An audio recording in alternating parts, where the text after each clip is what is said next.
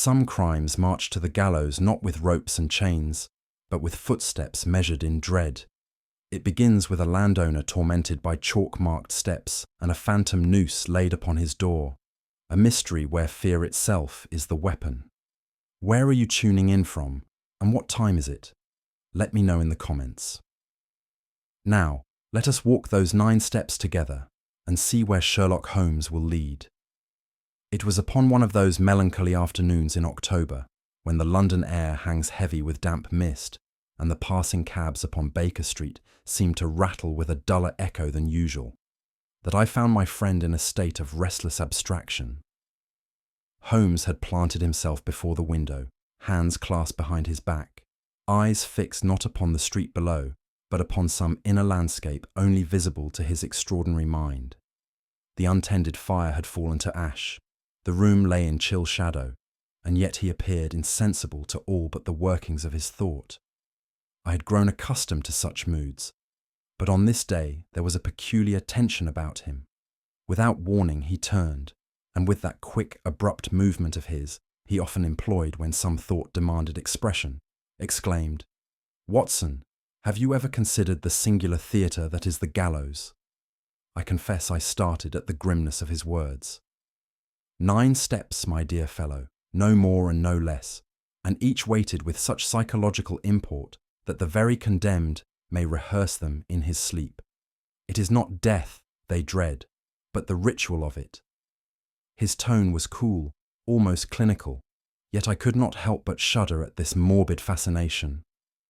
At that moment, a sound intruded upon Holmes's musings. A knock, hesitant, irregular, as though struck by a hand both unwilling and compelled. I rose, curious, and perceived through the frosted glass the indistinct form of a man, cloaked and rigid, pausing as if on the brink of retreat. The tread upon our steps was reluctant, uneven, and I remarked to Holmes that never had I seen a visitor who seemed more burdened by the act of seeking our aid. Holmes, who had resumed his chair, gave a slight lift of the brows as the door creaked open. The figure stepped inside, casting back his cloak with a motion almost theatrical, though his eyes betrayed no confidence, only deep unease. He mounted the final step into our sitting room with the gait, I thought, of one condemned to the scaffold, each pace dragging as though shackled to some invisible weight. Holmes's whole manner changed in an instant.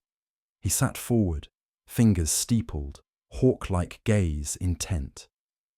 A new case had entered our domain, and my friend scented it as keenly as a hound. The gentleman, for such he clearly was, bore the stamp of wealth in his finely cut coat, yet his boots were thick with Surrey mud, their crust still damp from the morning's rain. His cane, too heavily clasped, showed indentations upon the handle, the telltale mark of nervous agitation. Holmes's eyes darted from one detail to the next, as a chess master surveys the board. To me, he seemed only an anxious visitor. To Holmes, he was already a page half read. I could almost hear the machinery of deduction whirring within his mind, though he spoke not a word as yet. What most struck me, however, was not the mud nor the cane, but the peculiar trembling that seemed to seize the man when his gaze met ours. His lips moved faintly, as though he rehearsed a speech he dreaded to utter, and his eyes, wide and bloodshot, carried a look of one who has seen some ghostly spectre. In that instant I knew, before even a word was spoken, that this business reached beyond ordinary human distress into the very shadow of fear. The gentleman at last gave his name as Sir Edmund Varley, a landowner of Surrey and, as I knew by reputation, a man whose family had long been held in honourable standing. His hand trembled as it drew away his gloves, revealing fingers pale and restless, like those of one who has sat too long in private torment. Despite the dignity of his bearing and the richness of his dress, there clung to him an air of suppressed agitation, as though his very presence in Baker Street had cost him some mighty struggle. Holmes greeted him with a courteous bow, yet his eyes darted to and fro over the visitor's attire, with that hawk-like swiftness which seemed to strip away a man's pretences. "Pray, Sir Edmund, be seated," Holmes said. "I perceive your journey to us has been neither easy nor without weighty cause." When he had steadied himself, Sir Edmund drew from his pocket a small packet of folded papers, bound with a length of twine. "These," said he, laying them upon the table with a faint grimace, "are the instruments of my distress. I received the first some 3 weeks past, in the ordinary course of post. Its words were brief, its handwriting crude, and its meaning so fanciful that I laughed aloud. It spoke of 9 steps, and of a gallows that awaited me if I persisted in some unnamed folly." He pressed his lips tightly before continuing. The second and third followed in quick succession. Each bore the same reference, each unsigned, each designed, I think, to gnaw at the very sinews of a man's confidence. Holmes fingered the edges of the letters lightly, his eyes brightening. "Curious indeed," he murmured. "An imagination steeped in morbid theatre." Sir Edmund sighed. "Imagination or not, it has undone my rest. At first," continued our visitor, "I treated the thing as a childish jest. There are village lads who might contrive such nonsense to frighten a gentleman, but matters soon advanced beyond ink upon paper. One morning, I awoke to find 9 white chalk steps marked neatly from the outer gate of my estate up to the very threshold of my house. They appeared overnight, laid with such precision that no mere prankster could have executed them without deliberate purpose. And worse was to follow. A week later, my servant discovered upon the stone step of my front door a rope, fashioned into a hangman's noose and placed so that I could not enter without setting my foot across it. I confess to you, gentlemen, that I am a man not easily swayed by superstition, but these tokens chilled me to the marrow." His face, in that moment, bore the aspect of one haunted. Holmes leaned back, fingertips pressed together, his eyes half closed, as if measuring the weight of each word. "And you can conceive of no person who might bear you such malice?" he asked. "None," replied Sir Edmund firmly, though his voice trembled beneath the assertion. "I have conducted my affairs with honesty. I owe no debts of honour, and I can recall no quarrel of such magnitude as would inspire this persecution. My late wife and I lived somewhat apart in our sympathies, yet I wronged her in nothing, and her death some months since has left me solitary but unembarrassed in reputation. Who, then, should take pleasure in such cruel inventions? It is beyond my reckoning." I could not but note the look of disbelief that briefly crossed Holmes's features, though he remained silent, as if unwilling to show his hand too early. It was here that Holmes leaned forward, his gaze fixed not upon the letters, but upon the man himself. "You speak of your bereavement with admirable composure," said he. "Yet you wear a cravat of dull black, though it has been brushed to conceal its age. It is not the badge of fresh mourning, but of one who finds himself constrained to remember." Sir Edmund shifted uneasily. "As for your speech, Sir Edmund," Holmes continued, "your hesitation before certain names betrays more than sorrow. It suggests that in those silences lie matters you would rather not expose. Such omissions are often more eloquent than words."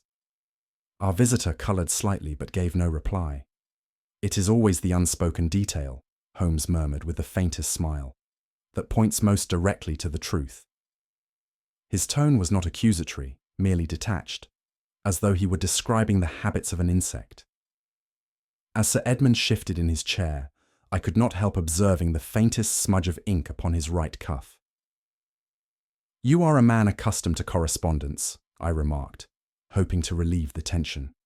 "Merely a clerical blot, no doubt." Holmes's glance flicked to me with a spark of dry amusement. "Clerical, perhaps, but deliberate rather than careless," said he. "The placement is too precise, the smear too singular, as though contrived to suggest a man bent long over papers, when, in truth, he has been otherwise employed. I make no more of it at present, but I assure you, Watson, such stains seldom fall by accident." Sir Edmund looked down quickly, his hand half concealing the mark, and I sensed that the observation had struck him more deeply than he wished us to perceive. I confess that my heart was touched by the gentleman's plight. His agitation seemed too real, his distress too profound, for any man to witness without compassion. "You must allow Holmes to aid you, Sir Edmund," I said earnestly. "Surely these cruel devices will yield before the light of his reason." Holmes, however, only smiled thinly. "The case," said he, "is as intricate as a hangman's knot, Watson. We must take care not to tug at the wrong cord, lest the whole construction tighten about the wrong neck. Still," here his eyes gleamed with a kind of intellectual relish, "I have seldom encountered a problem so laced with theatrical design. I should be greatly remiss not to test its fibres."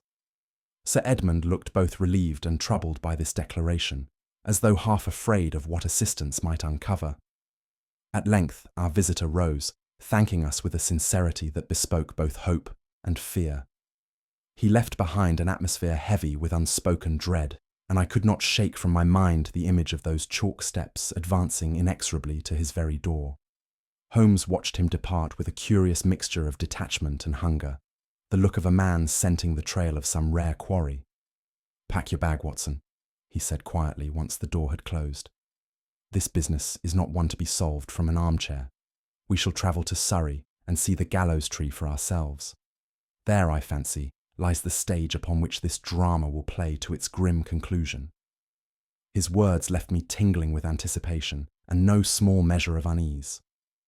Our departure for Surrey was made in silence, save for the steady rhythm of the train and Holmes's occasional low hum as he traced patterns with his long fingers upon the window pane. He had spoken little since Sir Edmund's visit, and I, accustomed as I was to his fits of abstraction, refrained from disturbing him. At last he stirred. "Fear, Watson," said he, "is a more potent weapon than steel or poison. It lodges itself not in the body but in the mind, where it multiplies until the victim undoes himself. Observe our client, not yet harmed, yet already half destroyed. That, I think, is the essence of the play." I ventured a protest against his morbidity, but he merely smiled thinly and returned to his reverie, leaving me with the uncomfortable sense that we were travelling toward a place where shadows walked at noon. It was late afternoon when we first beheld Varley Hall, rising grey and austere above its broad lawns. The house itself bore the weight of centuries, its mullioned windows glimmering faintly, as though reluctant to yield their secrets. Yet it was not the hall that seized my attention, but a darker shape at its boundary. There stood, stark against the autumn sky, a massive gallows tree, its limbs twisted with age and blackened by storms. The villagers, we were told by our driver, spoke of it in hushed tones, for in ancient times it had served the grim office its name implied. Even now, though long disused, it seemed to brood over the estate like some silent sentinel. Holmes regarded it with keen interest. "There, Watson," he murmured, "you perceive the perfect stage property for a drama such as this. The playwright has merely waited for the actors to arrive." I could not but shiver, for there was a dreadful poetry in the idea. Upon entering the hall, we were met by a butler, a tall, thin fellow whose every movement betrayed unease. His hands twitched as he relieved us of our coats, and his eyes, darting here and there, never met Holmes's gaze directly. When questioned about the disturbances, he faltered and gave replies so cautious as to be almost meaningless. Holmes pressed him gently, with that peculiar courtesy which disarms the reluctant, but it was plain the man was terrified of speaking openly. "You have seen something, my good fellow," Holmes remarked quietly. The butler's lips trembled, yet no confession came. At last, he muttered that the master had enemies unseen and begged to be excused. Holmes allowed him to go, though his eyes lingered on the man's retreating figure. "There," said he to me, "goes a man who knows more than fear permits him to say." Next we encountered a young governess, pale of face and with eyes that seldom rose above the floor. She answered our questions with a hesitancy that bordered on fear, as though each word might betray her to some unseen listener. When asked whether she had observed anything unusual by night, she flushed and whispered that strange sounds had disturbed her rest, footsteps echoing near the gallows tree when all the house was asleep. Yet she would not speak of shapes or persons, only that she felt watched whenever she crossed the grounds after dusk. I pitied her, for she was clearly ensnared in some web of dread she could not name.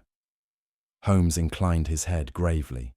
The most valuable witness, Watson, is not always the one who speaks freely. Mark her restraint. It may prove more significant than her words. His calm assurance only deepened my sense of mystery. In contrast to the governess, the groundskeeper met us with sullen defiance. A thick-set man with weathered features, he seemed to resent our very presence.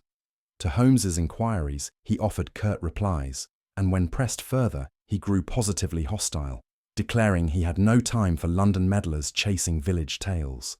Holmes regarded him with a cool detachment, making no attempt to soften the man's temper. "You observe, Watson," he said, after the fellow had tramped away, "that he protests too much. Such truculence is rarely born of innocence, but rather of a guilty knowledge he dare not reveal." I could not help thinking that every servant in this household carried some secret, and that our task would be to untangle which of them belonged to truth and which to imagination. As we made our way through the corridors of the house, whispers of the late Lady Varley drifted to our ears. A maid, emboldened by curiosity, spoke of her mistress in tones of pity and awe. The marriage, she said, had been far from harmonious.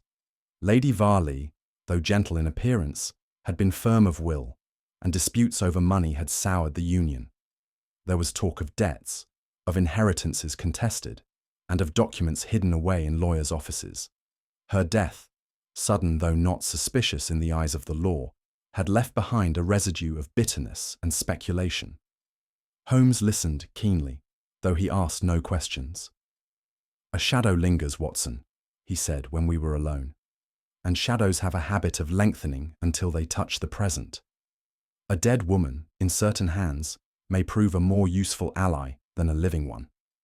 His words, though coolly delivered, struck me as profoundly unsettling. Holmes's eye for trifles found employment in the late Lady Varley's writing room. He bent over the desk, running his long fingers across its polished surface, and then raised them delicately to his nose. "Lavender," said he softly, "a scent faint, yet recent." I bent closer but could detect nothing. "You may take my word for it," Holmes continued. "This desk has been opened within the week, and by hands that wish their touch unnoticed. Lavender is not Sir Edmund's fragrance, it is feminine. Therefore, the letters we examined in Baker Street were not only received here, they were fashioned here. We must ask ourselves, who among the household possesses both access and motive?" I marvelled at his certainty. "Holmes," I exclaimed, "you cannot draw such a conclusion from mere scent." He smiled thinly. "On the contrary, my dear Watson, scent is the subtlest handwriting of all." That evening, Holmes bade me accompany him to the outer gate, where the chalk steps had first been discovered. He knelt upon the ground and gathered a pinch of soil between his fingers. "Note this, Watson," said he. "The soil here is dry, yet in the indentations of the chalk lies moisture, recent and deliberate. The markings were laid in darkness, and by one who wished them to appear aged. But nature does not lend her hand so readily to falsehood. Observe also the faint scrape of boots, the left heel heavier than the right. It narrows our field considerably." I was astonished. To my eyes the stones bore no sign beyond what any passer-by might have left. Yet Holmes, in his cool, clinical way, spoke as though the ground itself had risen to accuse the culprit. Despite Holmes's triumphs in observation, I found myself ill at ease as we retired to our chambers within the hall. A chill pervaded the place, not of air but of spirit, as though the walls themselves harboured some unspoken dread. The servants moved about like figures in a half-remembered dream, their eyes averted, their lips sealed. Even Sir Edmund, grateful for our presence, seemed diminished, as though the very stones pressed down upon him. Holmes, unmoved, lit his pipe and discoursed cheerfully on the psychology of fear, remarking that the mind, once poisoned, required little more to sustain its own terror. Yet I could not shake the sense that some darker current ran beneath these visible signs. As I lay awake, the image of that ancient gallows tree returned again and again, its branches swaying in silence, beckoning like the arm of an executioner. The following morning, Holmes requested access to certain papers, which Sir Edmund had long consigned to a locked bureau. With his habitual mixture of courtesy and quiet authority, he persuaded our host to provide the key. Within, carefully folded, lay a document sealed in an unfamiliar hand. Holmes's eyes gleamed as he read aloud the contents. A testament, signed by Lady Varley herself, leaving her fortune not to her husband, but to her estranged sister, one Miss Agatha Fenwick. Sir Edmund, who stood beside us, staggered back as though struck. "This is monstrous!" he cried. "I knew of no such instrument." Holmes merely raised his brows. The law would know of it soon enough, had it come into the wrong hands.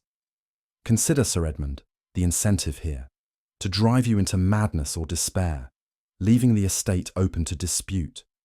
The gallows steps are but a prelude to a financial scaffold. For once, I found Holmes's choice of metaphor more chilling than enlightening.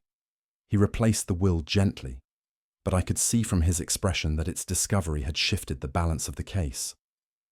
Later that day, I encountered the governess in a shadowed corridor, her face pale as parchment. Holmes, who appeared suddenly at my side, addressed her with unexpected softness. "You have seen something, miss," he said, "and the burden of it weighs heavily. Speak freely, for silence may prove more dangerous than truth." She trembled, glancing about as though the walls themselves might overhear. At last she whispered that 3 nights past she had looked from her window and seen a cloaked figure standing by the old gallows tree. "He took 9 steps, sir," she said, "slowly, one after the other, until he vanished into the dark." Her voice broke. I dared not cry out, for I felt if I did, he would turn and... She shuddered, unable to continue. Holmes regarded her keenly. 9 deliberate steps, he repeated.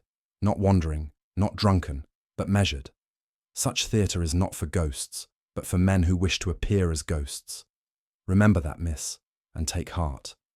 Her eyes filled with tears, yet some measure of relief seemed to follow his words. That evening, while reviewing the matter with Holmes, Sir Edmund reluctantly mentioned his late wife's brother-in-law, a certain Captain Charles Fenwick, who had once been a frequent guest at the Hall. The name stirred in Holmes a visible interest.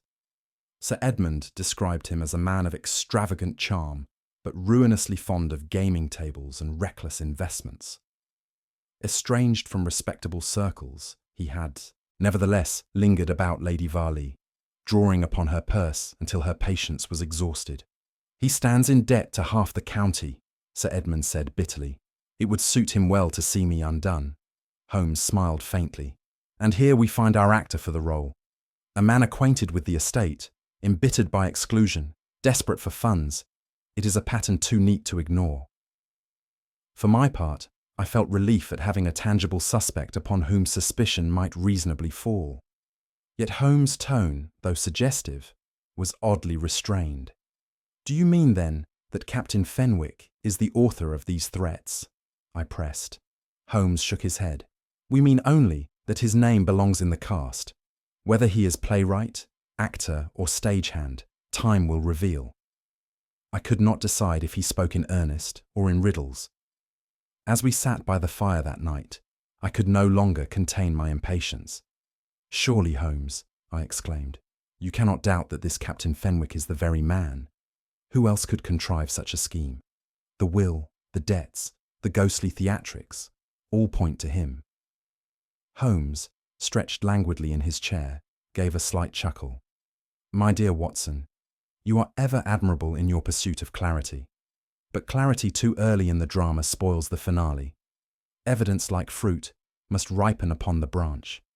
To pluck it too soon is to sour the palate. I protested that he kept me in the dark deliberately, To which he replied with mock solemnity, "On the contrary, I leave you in the same twilight as our adversary. Consider it a professional courtesy." I could not help but laugh despite my irritation, for he had a knack of making my exasperation appear the most natural amusement. Yet, as I retired to bed, I wondered with unease what further shadows might creep forth before the fruit ripened to his satisfaction.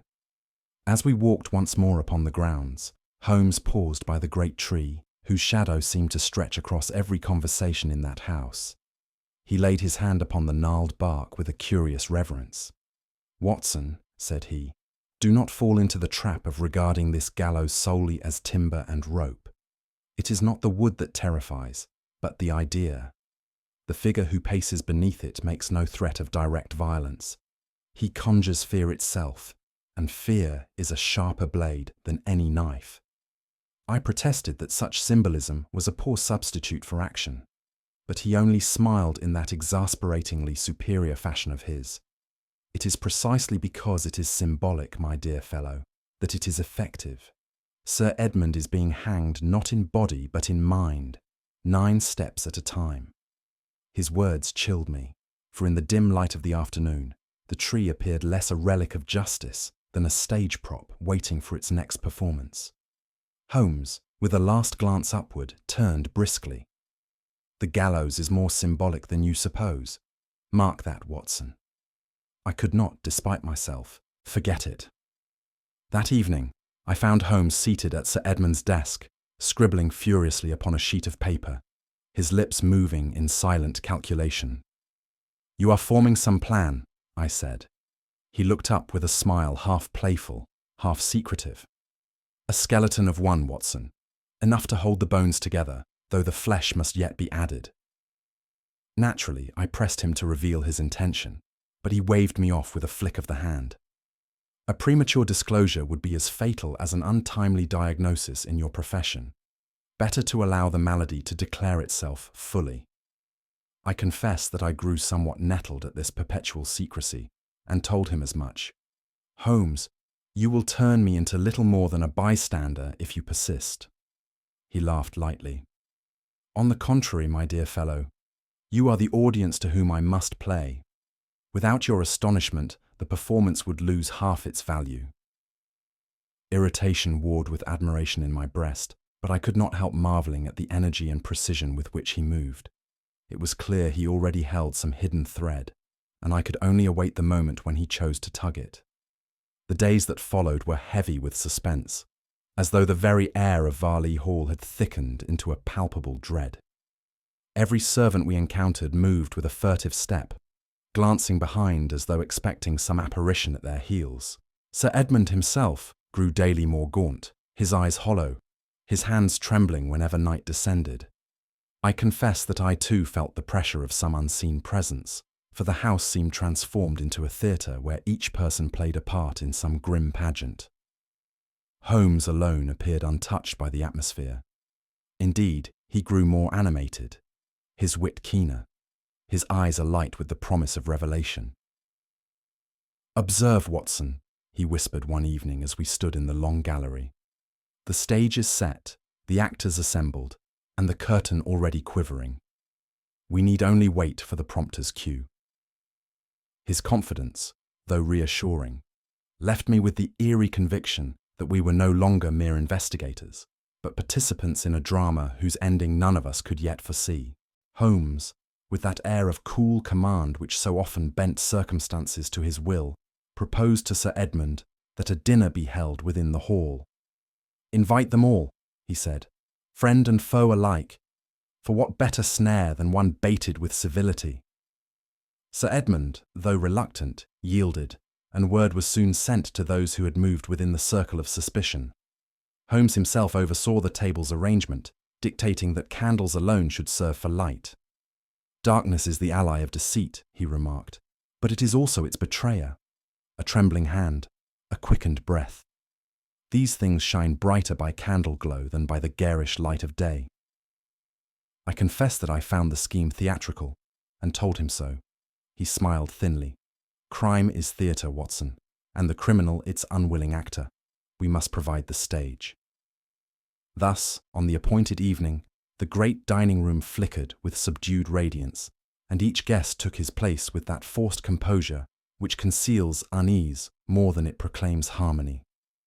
Holmes, seated at Sir Edmund's right, had the look of a man who listens to music inaudible to others, yet anticipates each note before it is struck. It was a curious gathering. The governess entered quietly, her face pale, her eyes fixed upon her plate as though she dared not lift them. The butler moved about with exaggerated care, though his hand trembled when pouring the wine. The groundskeeper, in his rough clothes, looked out of place amidst the silver and crystal, and regarded us all with surly suspicion. Last among them came Captain Fenwick, whose easy charm seemed but a mask stretched thin over desperation. He bowed with elaborate courtesy, his eyes darting toward Sir Edmund with an insolence only half concealed. Throughout the meal there was conversation, but it stumbled, halted, and resumed in tones that rang hollow. Polite words veiled hostility, laughter concealed unease. I could not shake the feeling that each guest sat upon a hidden mine, fearful lest the slightest motion set it alight. Holmes, meanwhile, partook little of the meal, yet drank in every gesture, every half-swallowed phrase, with the appetite of a man feasting upon secrets. Once our host rose to propose a toast, I noticed Holmes's gaze fixed not upon the speaker, but upon the adventurer's hands, which toyed too often with his glass, as though betraying an inner restlessness. When the meal was ended and the guests still lingered, Holmes rose with a suddenness that drew all eyes to him. "Ladies and gentlemen," he said in that crisp voice which brooks no challenge, "you have partaken of Sir Edmund's hospitality. Now, in return, I must beg that you indulge me in a local custom. It is said that none may walk the 9 steps beneath yonder gallows tree without revealing his true nature. I propose, therefore, that each of us perform this simple rite." A murmur of astonishment ran round the table. The butler looked aghast, the governess blanched, the groundskeeper muttered angrily. Only Captain Fenwick smiled, though too broadly. Sir Edmund hesitated, but Holmes's steady gaze compelled him, and he led the way into the night. The moon shone upon the tree, its twisted arms casting long shadows upon the lawn. One by one, each guest was invited to tread the measured steps, while Holmes stood watching with folded arms, as though presiding over some ritual. There was no laughter, no jest, for the place and the hour were too solemn. I confess my own heart beat faster than reason should allow, for it seemed as though we were indeed enacting some grim sacrament. Holmes's eyes glittered as he observed, and I knew he sought not superstition's verdict, but human weakness. When the governess's turn arrived, she stepped forward with trembling limbs, her breath audible in the silence. She raised one foot, then paused, as though an unseen chain held her fast. Holmes, watching closely, said nothing, though I felt sure he marked every detail. Sir Edmund urged her gently, but she shook her head, her lips murmuring words none could hear. The silence deepened until it seemed the night itself held its breath. Then, with sudden force, Captain Fenwick seized her arm. "Go on, girl," he exclaimed, half in mockery, half in command. His tone was too sharp, his hand too firm, and in that moment his mask slipped. The governess cried out and shrank away, while Holmes stepped forward, his hand raised. "Enough," he said quietly, yet with such authority that even Fenwick fell back. "The lady's fear is testimony enough. We need no further demonstration." His words carried a weight I could not then comprehend, but I saw in his expression a certainty that made my heart quicken. The governess stood trembling, her eyes fixed upon Holmes as though pleading for protection. In that instant, I knew that beneath her silence there lay truths more perilous than any mere superstition. The silence that followed the governess's faltering was shattered by Captain Fenwick, who strode forward with an air of impatient bravado. "Nonsense," he cried, seizing her arm with a roughness that startled all present. "This is but a silly game, and the girl must play her part like the rest of us." His tone, though disguised as jovial, rang with an edge of command ill-suited to courtesy. The governess gave a stifled cry, shrinking from his grasp, but he pressed her forward toward the first chalk mark. "Step on, madam," he said through clenched teeth, "or prove yourself a coward before us all." In that instant, I perceived a hard glitter in his eye and a set determination about his jaw. The mask of charm had slipped, revealing beneath it something far less palatable: desperation, cruelty, and a hint of fear. Sir Edmund half rose in protest, but Holmes, with a motion of his hand, restrained him. I too felt the urge to intervene, yet Holmes's composure was such that I dared not break the spell.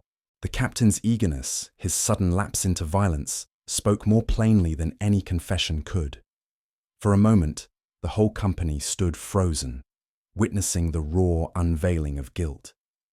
"Enough, Captain," Holmes said quietly, yet with such authority that the adventurer released the governess as though burned.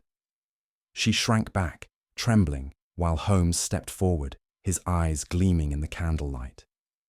"It is not her courage that fails us, but your own restraint." Fenwick laughed harshly. "You spin shadows into crimes, sir. Am I to be condemned for urging a servant to walk?" Holmes ignored the bluster. "You betray yourself by subtler signs. Observe, Watson, chalk dust upon the fingers of his right hand, not from tonight, but from many nights of marking those spectral steps. And here." With a sudden darting motion, Holmes seized the man's coat and drew forth a coil of rope, the fibres frayed at one end, the unmistakable loop of a noose concealed within. A murmur of horror passed through the assembly. Fenwick flushed scarlet, then deathly pale. "A curious ornament," Holmes remarked dryly, "for a gentleman's dinner attire. One hardly carries a hangman's rope for amusement." The captain attempted to bluster again, but his voice faltered, and for the first time, he seemed at a loss. Holmes fixed him with a gaze that might have pierced stone. "The theatre is over, Captain. The stagehand has revealed himself as principal actor, and the play is nearly done." For an instant, it seemed the adventurer would collapse where he stood. Then, with the sudden energy of desperation, he wrenched himself free and dashed into the night.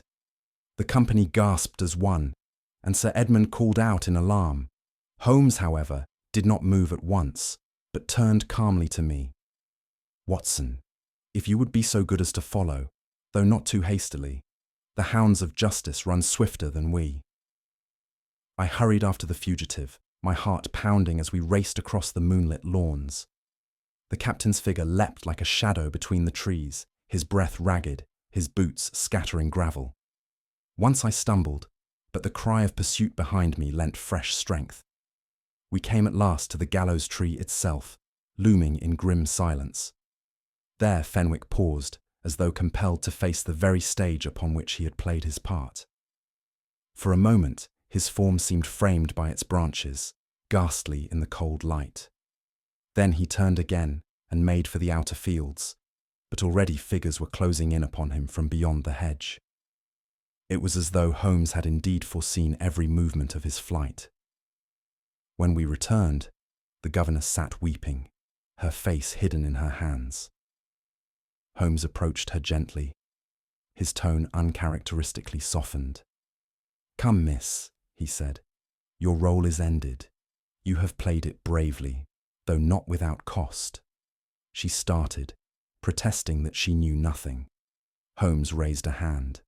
"On the contrary, you knew much, enough to aid us, though not enough to free yourself from his grasp. You carried his messages, delivered his letters, and stood watch at his bidding. But you also, at peril to yourself, dropped hints where you dared, guided us with glances, with silences more eloquent than words. You were coerced, yes, but you were no willing conspirator." The poor girl sobbed anew, confessing in broken sentences that Fenwick had threatened exposure of some past indiscretion if she refused his commands. She had sought to warn Sir Edmund, yet fear had sealed her lips. "I read the struggle in your eyes from the first," Holmes said gravely. "It was your half-truths that told me more than full lies." The governess, though still shaken, seemed relieved by this recognition, and even Sir Edmund, though bewildered, offered her words of compassion. I marvelled, not for the first time, at Holmes's ability to pierce the most tangled motives with a single shaft of truth.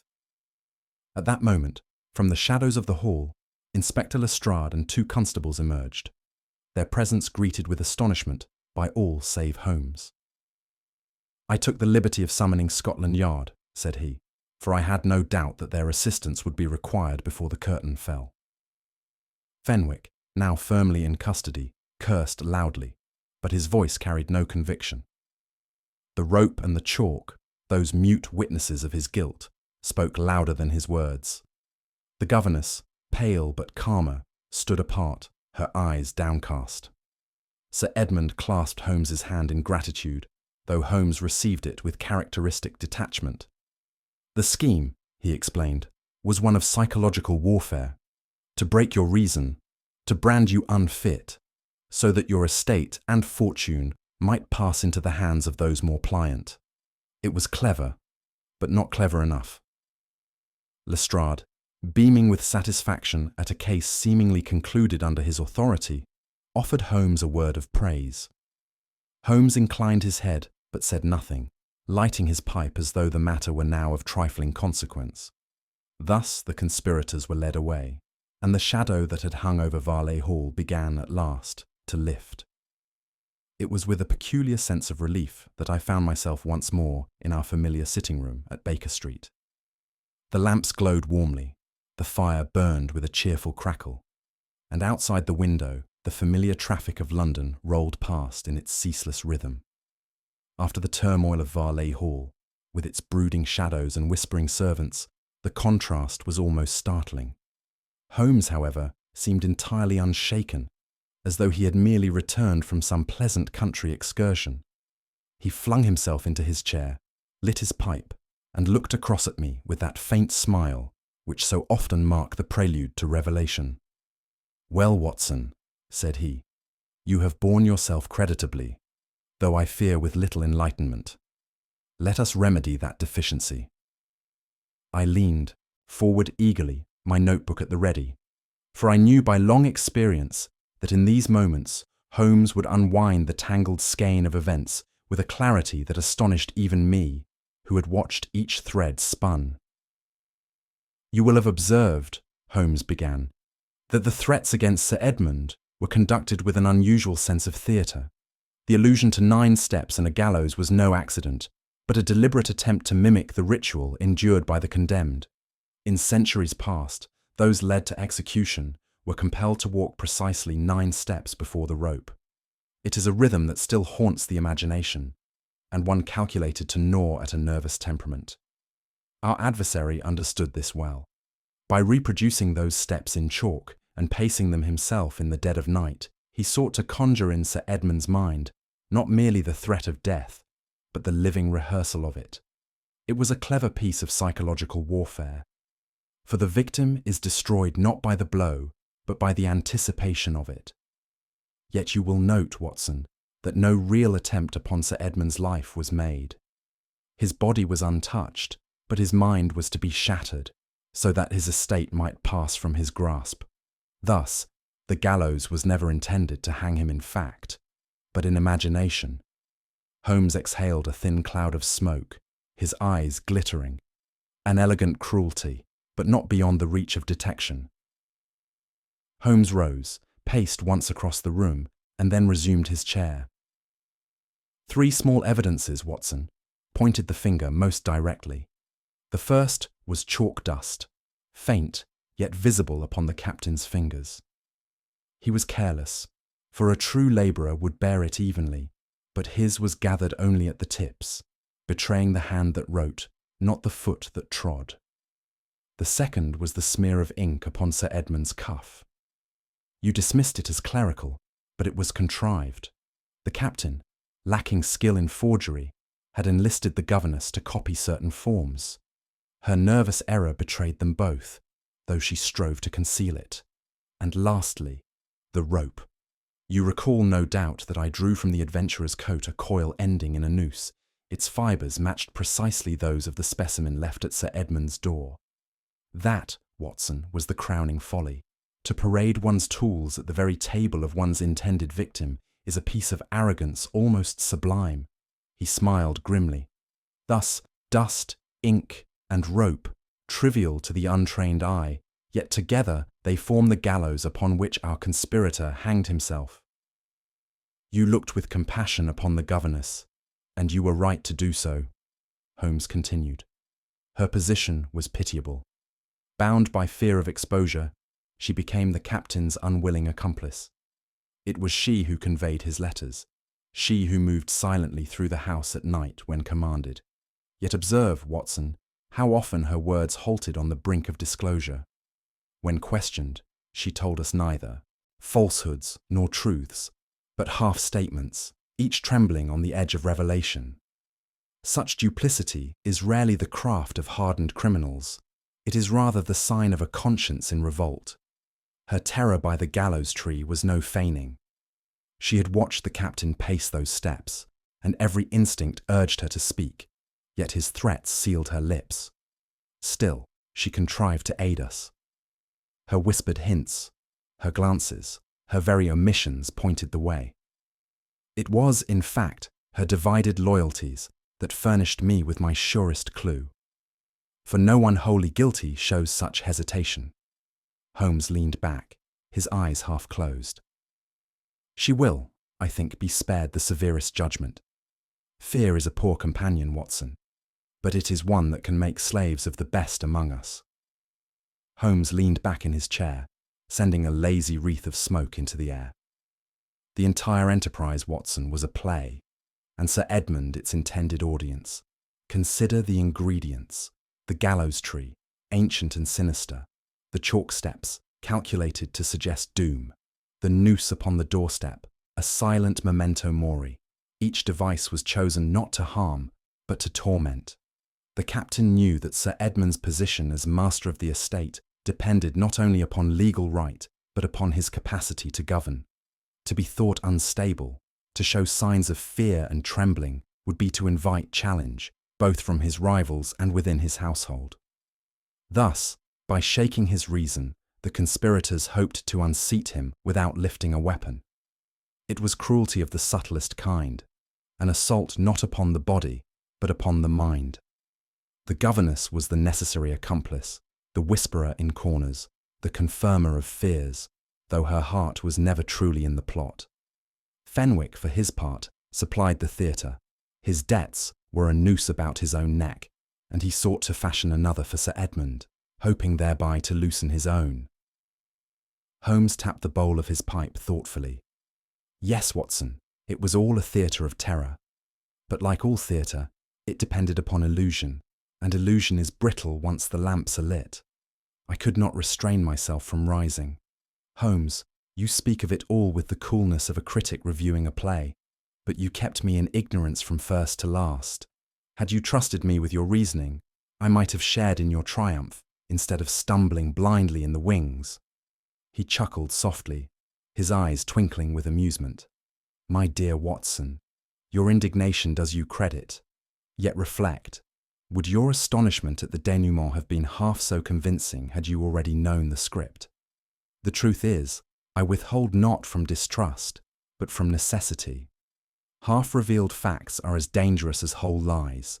They warp the judgment, excite premature conclusions, and lead astray even the best of companions. Far better, therefore, that I keep my counsel until the pattern is complete. I shook my head, half exasperated, half admiring. You make me play the fool, Holmes. Not the fool, Watson, he replied with mock gravity, but the audience. And what is a performance without its audience?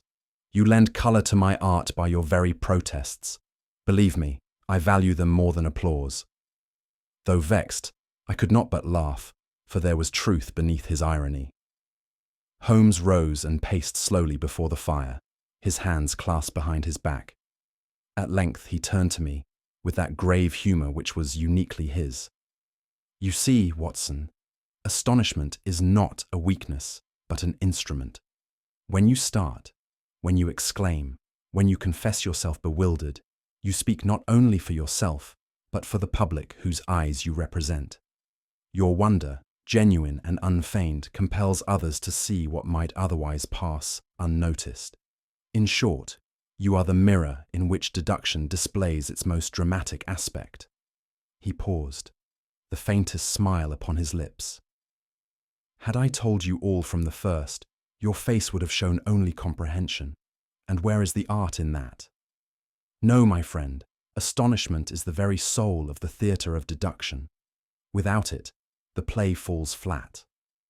I confess that his words, though half in jest, left me thoughtful, for it seemed to me that Holmes, who scorned applause, nonetheless cherished the drama of revelation, and that I, unwittingly, had become both witness and participant in the spectacle of his genius. As I sat opposite Holmes, watching the steady glow of his pipe, my mind turned over the strange sequence of events we had so lately endured. It struck me how slender is the partition between justice rightly served and cruelty wantonly inflicted. Had Fenwick's design succeeded, the law would have found no blood upon his hands. Yet his victim would have been as truly destroyed, as though the rope had closed upon his throat. The mere spectacle of fear, prolonged and deliberate, is itself a species of murder. I thought, too, of the governess. Her loyalty pulled this way and that until she trembled on the brink of ruin. In such cases, one perceives how justice must tread with caution, lest it condemn those who are themselves half victims. And so it seemed to me that crime lies often in the motive, not in the blow, in the intent to unseat reason, rather than in the act of physical assault. Holmes had risen and gone to the window, where he stood in silence for several minutes, gazing upon the familiar bustle of Baker Street below. At length he spoke, his voice calm, almost meditative. "9 steps, Watson," he said. "Not to the gallows, but to folly, and men will walk them willingly if greed lights their path. See how a man fashions his own scaffold, plank by plank, until he finds himself swinging from the weight of his own desires. Fenwick believed he was constructing terror for another, yet in truth he hammered his own noose. That is the common fate of those who make of fear a trade. It rebounds, and the executioner becomes condemned." He turned, with a faint smile, the smoke of his pipe curling in the lamplight. "The lesson, my dear fellow, is simple. Men are hanged more surely by their own passions than by rope or law." My reflections, however, gave way to a more practical thought. "Holmes," I said, "these cases of yours are more than idle puzzles. They are lessons, moral as well as intellectual. Ought they not be given to the public? Think how they might warn the unwary, instruct the curious, and preserve your name for posterity." Holmes raised an eyebrow, his lips curling in mild amusement. "Posterity, Watson? You would turn my poor trifles into sermons?" "Not sermons," I insisted, "but accounts of truth, set forth with precision. It is your duty, I believe, to record them, as much as mine to write them." Holmes chuckled. "Then let it be your duty, fulfilled. I, for one, have no appetite for the judgment of critics, nor the applause of readers who know nothing of the strain and hazard behind each tale." I pressed him further, but he waved me off with a gesture of impatience, though not unkindly. "Leave that to you, my friend," he said. "I am content to keep my steps uncounted. Let others reckon their worth in lines of ink. I shall measure mine in deductions neatly solved and pipes peacefully smoked." He smiled, and for a moment his face softened into something almost humanly weary. "Besides, Watson, should I ever publish, who would record the astonishment? And without astonishment, the theatre of deduction is a dull play indeed." I could only laugh, for the jest struck close to truth, and I knew further persuasion would be wasted upon him. Just as I resigned myself to his obstinacy, there came a sharp rap at the door. Mrs. Hudson entered with a telegram upon a tray. Holmes took it up, tore it open, and scanned the lines with a swift glance. His expression, ordinarily so composed, sharpened at once. "Watson," said he, handing me the slip, "it seems our respite is brief. Urgent, from Venice. Nothing more. The single word thrilled me with sudden anticipation, for I had long since learned that where urgency and foreign intrigue met, adventure was sure to follow. Holmes laid aside his pipe and reached for his violin. Rest while you can, my dear fellow. Our 9 steps are behind us, but another path begins. Holmes leaned back in his chair, the last curls of smoke from his pipe rising lazily toward the ceiling. You see, Watson, he said, the gallows was never truly the instrument of peril. It was the theatre of fear. Men often perish not by rope or bullet, but by the slow erosion of their reason when terror is applied with precision. I nodded, struck by the truth of it. And now, I turn the question to you. What do you think was Captain Fenwick's greatest error? His arrogance, his cruelty, or his underestimation of Holmes? Share your thoughts below, and if you enjoyed unraveling this mystery, do subscribe for more tales of Sherlock Holmes, and share this story with those who delight in a good deduction.